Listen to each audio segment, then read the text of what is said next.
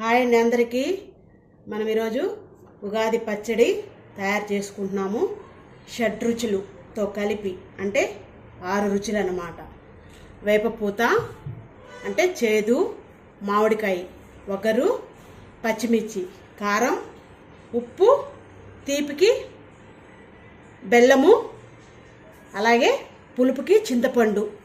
చూసారా, ఇవన్నీ వేసి ఉగాది పచ్చడి ప్రిపేర్ చేస్తున్నాం అన్నమాట. ఇదివరకంటే ఇప్పుడంటే పండ్లు ఎన్ని వేస్తున్నాం, కానీ మామూలుగా అసలు ఉగాది పచ్చడి అనేది అప్పటి రోజుల్లో మన అమ్మమ్మ వాళ్ళు, నానమ్మ వాళ్ళు ఇలాగే తయారు చేసేవాళ్ళండి.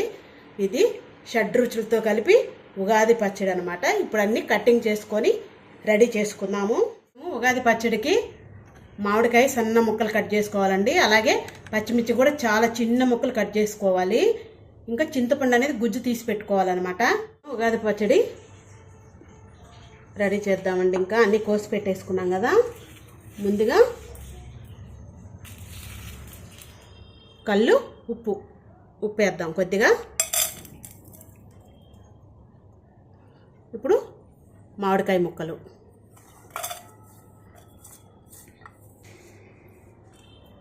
వేప పూత, బాగా సన్న ముక్కలు కట్ చేయాలి, పచ్చిమిర్చి. ఇప్పుడు అన్నీ వేసేసాం కదండి. ఇంకా చింతపండు గుజ్జు వేద్దాము. కారము అలాంటివి వేయకూడదండి, పచ్చిమిర్చే వేయాలి. కారం వేస్తే అది పచ్చిపులుసు అవుతుందండి, ఉగాది పచ్చడి కాదు.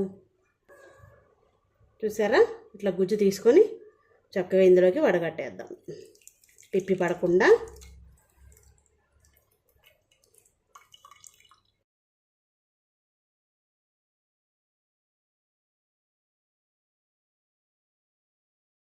అన్నీ వేసేసామండి. అవన్నీ కరగాలి కాబట్టి ఇప్పుడు ఇందులోకి ఇంకొద్దిగా వాటర్ వేద్దామండి.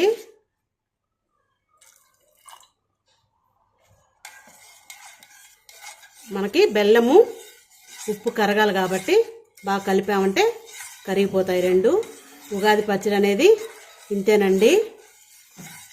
షడ్రుచులతోటి మనకి ఉగాది పచ్చడి ఇలా చేసుకోవాలి. ఓకేనా?